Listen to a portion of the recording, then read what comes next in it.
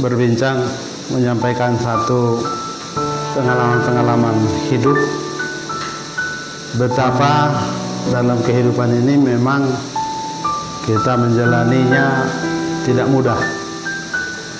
Selama hidup, itu konsekuensi hidup, tidak mungkin tidak ada tantangan. Dan memang tantangan, problem, masalah itu bagian dari kehidupan sendiri. Tanpa ada masalah, tanpa ada tantangan, memang gairah, antusias untuk kita menjalani hari-hari bisa tidak terlihat. Kita bisa keder memang kalau kita tidak siap, tidak tahu bahwa tantangan itu atau tentangan itu juga membuat kita makin baik, makin sadar bahwa kita tidak manusia sempurna. Dengan demikian pengalaman seperti itu menjadi pembelajaran. Konteksnya saya lihat bahwa di kehidupan, di karir apapun yang kita kerjakan, terutama dalam meniti usaha apa yang kita kerjakan, memang tidak mudah.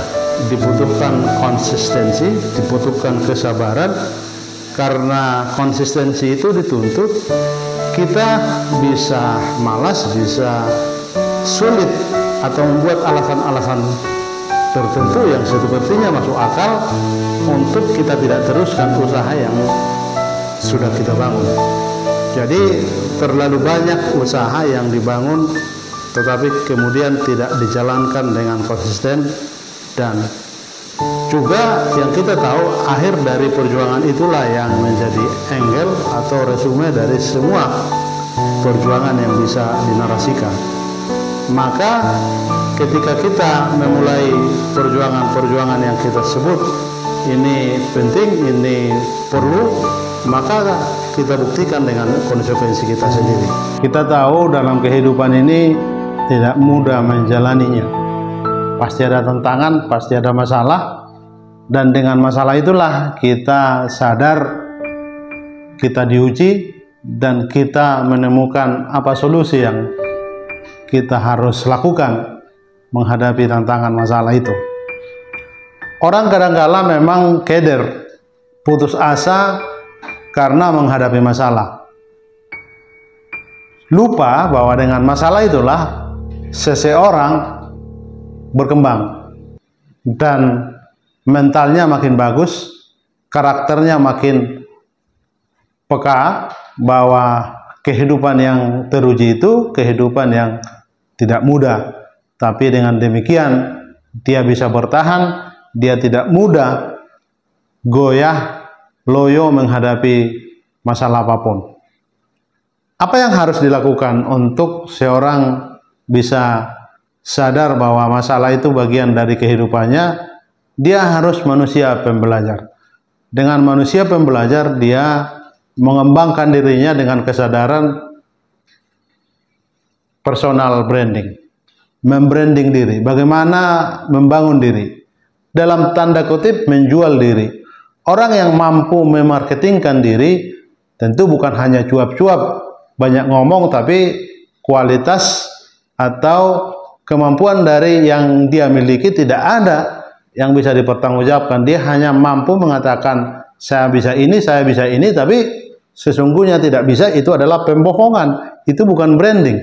Branding memang kita yakin kalau kita sungguh-sungguh belajar, gigih melakukan apapun dengan waktu, dengan jejak rekam yang panjang, itu kita pasti taraf, kita pasti pintar di satu bidang. Tapi dengan demikian ada satu kesempatan lagi, ada ruang lagi untuk membranding, untuk memperkenalkan siapa kita. Jadi kemampuan membangun diri, jadi pintar, belajar itu bagian yang terus harus dikembangkan, tapi itu hal lain. Tapi hal lain juga mengembangkan diri tadi sudah, tapi memperkenalkan diri agar kita juga dilirik, diperhatikan, dan diketahui orang lain.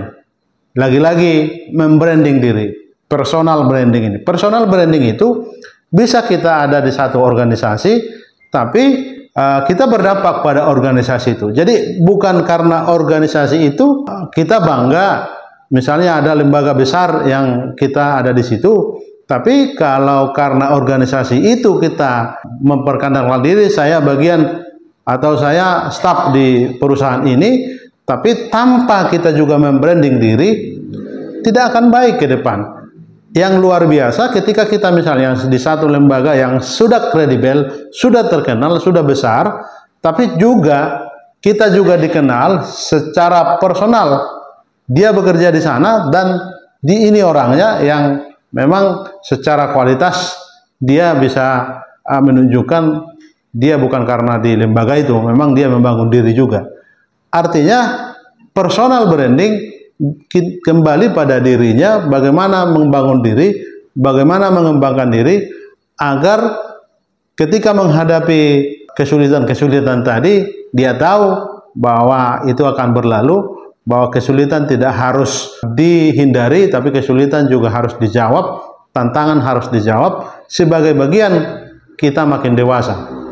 Jadi sekali lagi, masalah tidak boleh dihindari, masalah harus diselesaikan. Apalagi masalah kita, itu harus menjadi tanggung jawab moral kita. Jangan masalah kita serahkan pada orang lain. Jangan tugas-tugas kita serahkan pada orang lain. Kita tidak akan berkembang, kita tidak akan bisa disebut orang yang bertanggung jawab kalau kita tidak membangun tanggung jawab moral bagi diri sendiri. Ada ungkapan yang sangat memotivasi, satu motivator yang sangat terkenal, Andre Wongso, menyebutkan, kalau Anda keras dengan diri Anda sendiri, maka kehidupan akan mudah dengan Anda. Tapi kalau Anda dengan gampangan mudah menyerah, maka kehidupan juga akan keras pada Anda.